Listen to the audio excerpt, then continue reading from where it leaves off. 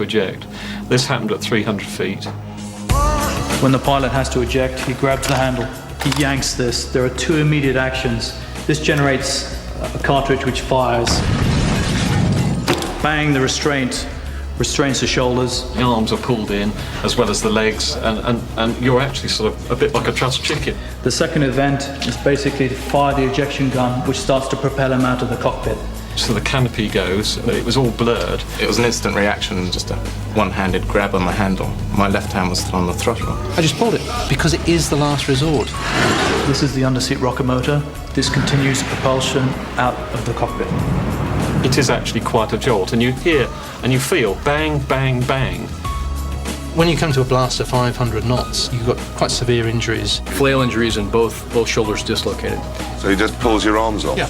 My back gave me grief for a couple of years afterwards. You know, the vertebrae are like this, and they just hit. You get this domino effect. You don't want to do it. And but even the you've done first it. time. Do you walk a little taller? Well, you don't need to walk a little shorter. Are you all shorter? I lost about an inch. So they break your back and give you a polyester tie. This is my second life tie, because it's given me, effectively, my second life. And this is the point, isn't it? That none of you people without these ejector seats would be alive.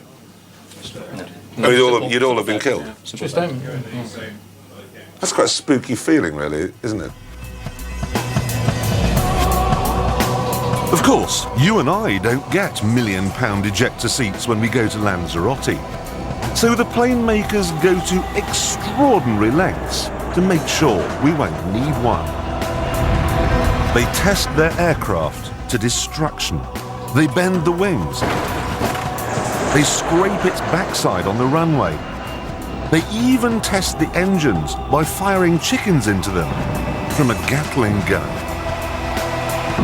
So, coming back from America recently, all this made me feel rather good. Morning, everyone. Morning.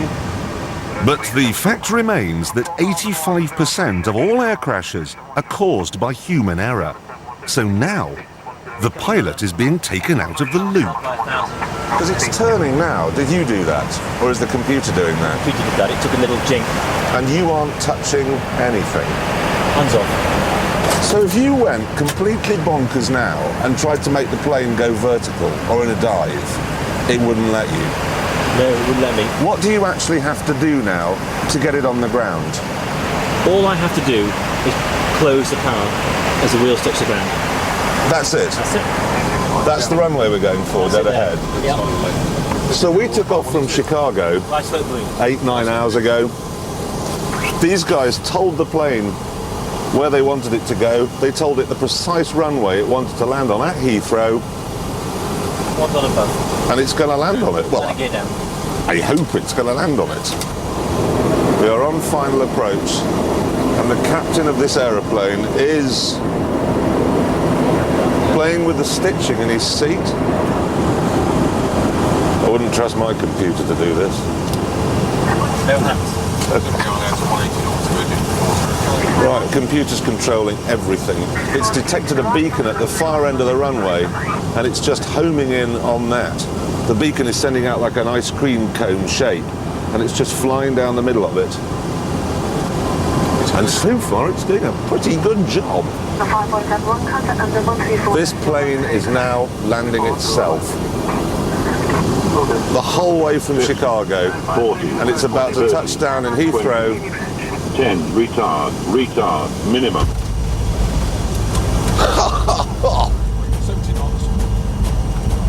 It's so accurate, it's even running over the cat's eyes. Can you hear it? That's right, it's right in the middle of the runway, not slightly to the left, slightly to the right. That's completely boring. I told you could do it better than I could, didn't I? Well, you give us a bit of excitement with a landing, do you? So if they can get a computer to land something huge and complicated like a plane, why can't they get one to drive something simple, like a car? Well done, Firebird 2. You're now under automatic control. Hands-off steering. Well, the simple fact of the matter is that they can. This is not science fiction. Look, it's science fact. Cars have already been developed which follow wires in the road. They cannot crash. So why has it never caught on? Well, it's not a technical problem, it's psychological. We live in an increasingly risk-averse society. To take risks is now almost considered to be a form of immorality.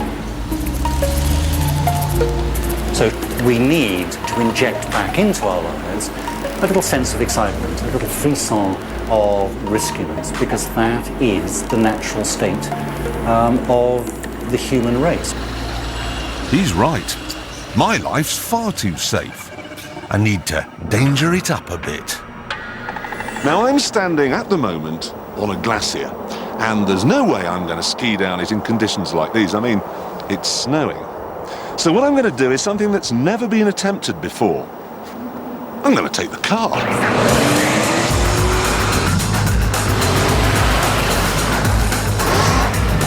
They've given this car four-wheel drive and anti-lock brakes, and here I am, doing everything in my power to kill myself. So why am I doing it? It's because I can, because it's exciting. Oh, you show off. You want to race, do you? Right.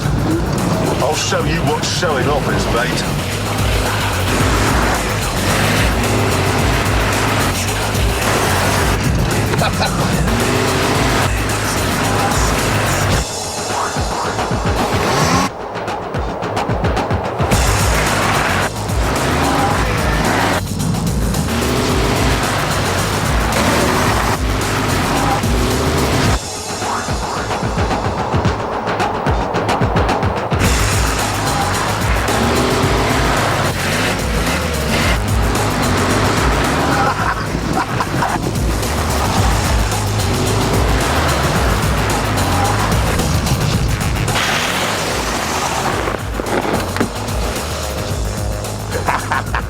For sure, this was a stupid thing to do, but then risk.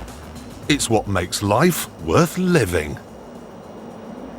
Obviously, we want car makers to make cars as safe as they possibly can, but we don't want a computer to drive them and steer them. Sure, it's more dangerous to do it ourselves, but like they say with dieting and exercise, no pain, no gain. Next week, nature fights back. I attempt to do 150 miles an hour on skis. I explode some myths about the sound barrier. I play football with a leading aerodynamicist. And I get arrested in Washington, D.C.